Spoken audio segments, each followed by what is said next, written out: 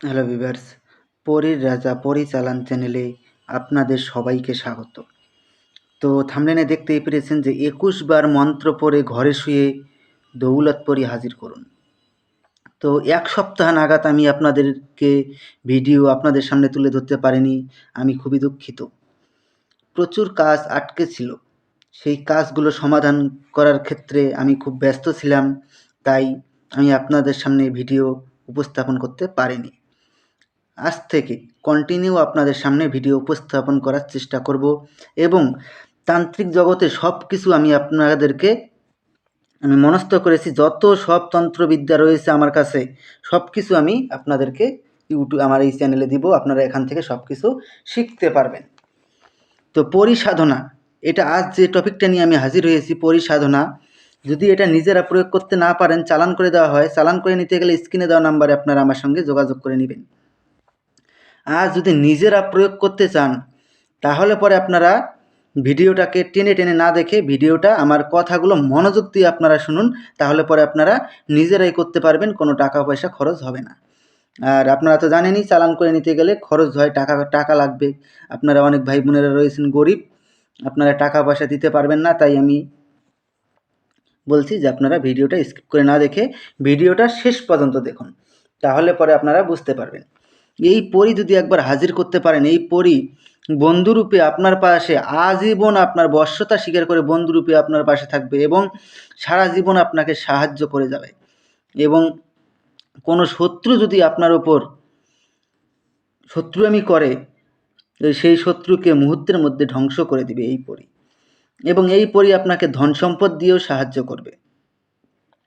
তো এই সাধনাটা আপনারা কীভাবে করবেন? প্রথমে আপনারা আমার কাছ থেকে কমেন্টে অনুমতি নিয়ে নেবেন। অনুমতি নেওয়ার পরে, অনুমতি নেওয়ার জন্য চ্যানেলটাকে সাবস্ক্রাইব করবেন, লাইক করবেন, শেয়ার করবেন বন্ধুদের মাঝখানে, তারপরে কমেন্টে অনুমতি চাইবেন, আমি আপনাদেরকে অনুমতি দিয়ে দেব।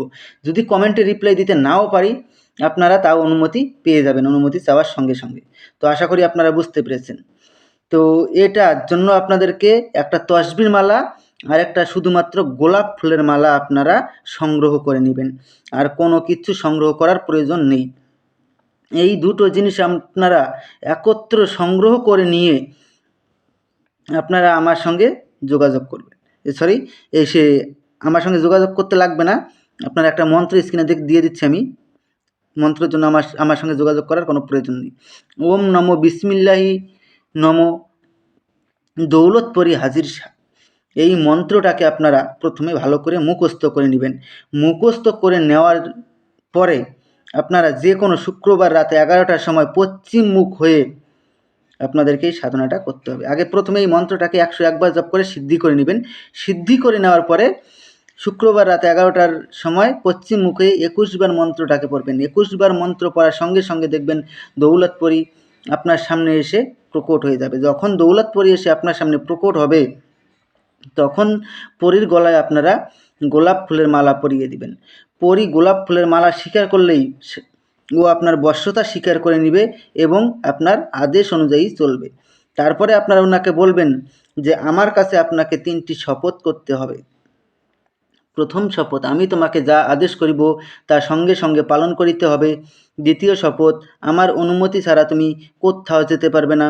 তৃতীয় শপথ, আমি তোমাকে যখনই স্মরণ করিব তখনই আমার সামনে এসে প্রকট হতে হবে। এই 3টি শপথ করার ফলে ও আপনার আজীবন বশ্যতা স্বীকার করে থাকবে এবং আপনার আদেশ অনুযায়ী চলবে।